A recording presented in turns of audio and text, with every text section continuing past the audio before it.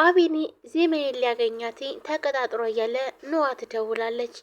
ኖዋ ደውሏ ያዳ እንደተመታ በትሩዮች እንደተቀጠቀጠ ስትነግረው ወንድሜ ምን ሆኖ ነው? ኖዋ ምንድን ነው ችግሩ?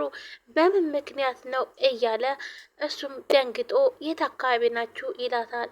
እና ያለበት ቦታ ትነግረዋለች። እሺ በቃ አሁኑኑ መጠው ወንድሜን ምንም እንዳያረጉት እያለ አቢንም እየሮጠ ይመጣል።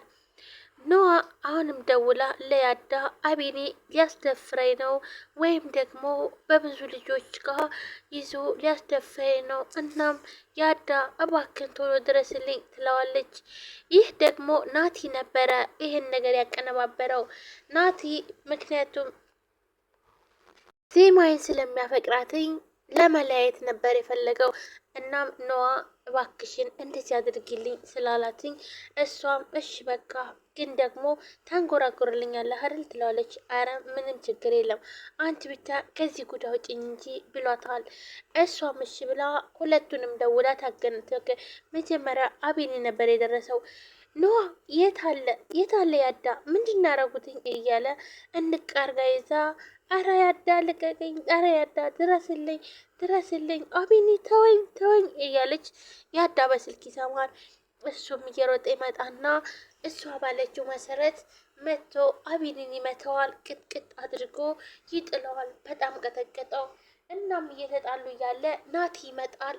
ናቲ ሲመጣ ትክ ብሎ ያያል። አንተ ቆይ እንዴት እስካሁን ትቆያለህ? ትለዋለች።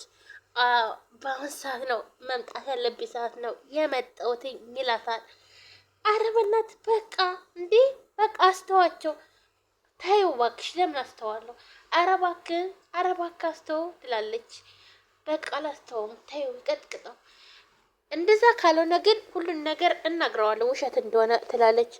እሺ በቃ ይልና ሂዶ ያዳን ይዘዋል። በቃ ተው በቃ ይሄን ሰበብ ነው የሚሆንበት። እንዴ ቆይ ናቲ አንተ ነበር ካደል እንዴ ያዳን ናቲ ቆይ አንተ ነበር ካደል እንዴ አቢንን እንቀጥቅጠው ስትል የነበረው እንግደለውም ስትል ነበር እኮ ይለዋል። ታዲያ እኮ በዚህ መልኩ አይደለም እና ታዲያ ደግሞ አንተ ደግሞ ከሱ በምን ተቻልን? ታዲያኛ ለምን እንደዚህ እናደርጋለን ብለህ ነበር አሁን እንዴት እንደዚህ ታደርጋለህ? ይለውና ያስለቅቀዋል። እናም እንዴት ነው ፍቅረኛዬንና ወንድሜን ገደልክብኝ ይለዋል።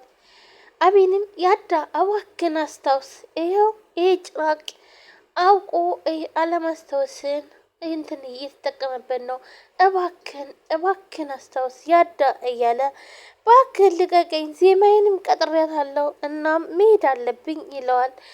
አንተ እንዴት እንደዚህ ታደርጋለህ? እያለ ይውልህ አንተ ፍቅረኛም ሆነ ወንድም የሚባል የለህም። ይሄው እንደዚህም እኮ ያለማስታወስ እኮ የቻልከው እኮ በእኔ ምክንያት ነው ይለዋል። ይሄ ደግሞ ምን ማለት ነው ይላል። አዎ ያዳ እባክህን እመነኝ ይለዋል።